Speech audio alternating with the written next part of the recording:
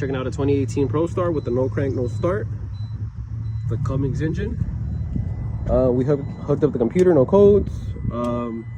Came to the starter. We tried to start it at the solenoid, and we didn't get anything. And if you look at the starter looks brand new. So we verified ground. The ground was good, but the power was not good. It was getting a power signal, but once load tested, we didn't have any good power. So followed the cable, came to double check the batteries, and look what we found. You see that? This is loose. So we're gonna tighten this up and verify the concern.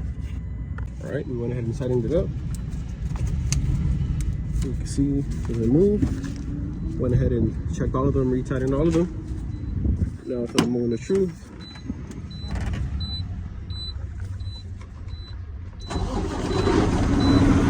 Start right up. So yeah, if you have a similar issue, you know, I always recommend double checking your batteries, double checking your fuses.